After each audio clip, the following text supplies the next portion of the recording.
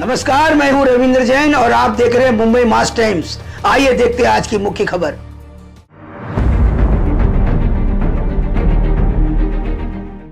तरुण पिढी ही आम्हाला पण मुलांसारखीच आहे, त्यामुळे त्यांच्या पालकांची जी काही भावना आहे, त्यांच्या पालकांची मानसिक स्थिती जी आहे त्याचा विचार करून ही तरुण पिढी नशेच्या आहारी जाता कामा नये.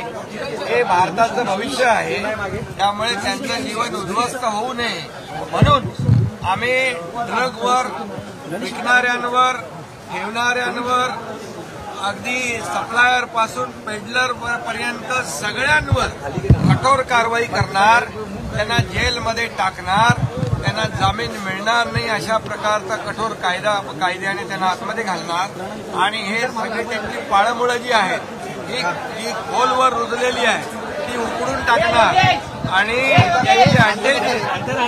त्यांचे जे ड्रगचे अड्डे आहेत हे ड्रगचे अड्डे देखील बुलडोजर तुम्ही म्हणताय ना, बुलडोजर, जेसीबी, पोकलेन यांनी उकडून टाकणार. हिंदी में जानना चाहते ऐका, बिलकुल उद्ध्वस्त करणार. हे ड्रग पूर्णपणे संपेपर्यंत ही कारवाई थांबणार नाही. No closure, only bulldozer.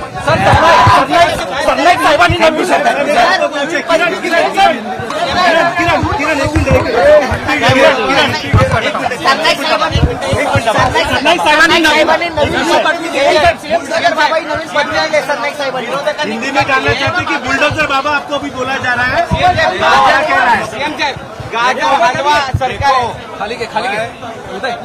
एक सीधा साधा काम करने वाला कार्यकर्ता हूँ, इस राज्य का सेवक हूँ और इस राज्य में जहाँ जहाँ ड्रग बिकता है, जहाँ जहाँ ड्रग के अड्डे हैं, उसको उखाड़ कर फेंकने का काम हमारी सरकार करेगी, क्योंकि ये नशा में जो युवा पीढ़ी बर्बाद हो रही है वो हमारे बच्चे जैसे हो, और इसलिए उनके माता पिता की जो चिंता है उसको मिटाने के लिए, वो परिवार खुशहाल रहने के लिए, सुखी रहने के लिए, खुश रहने के लिए हम पूरी तरह जहाँ जहाँ ड्रग है, जो ड्रग बेचते हैं, जो पेडलर है, जो बड़े सप्लायर है, कि इसमें कोई भी बड़ा हो उसको हम छोड़ेंगे नहीं, बिल्कुल उसको उखाड़ के फेंकेंगे, उसको जेल के सलाखों के पीछे डाल देंगे और ये जो नई पीढ़ी जो हमारी है उसे बर्बाद होने से हम रोकेंगे.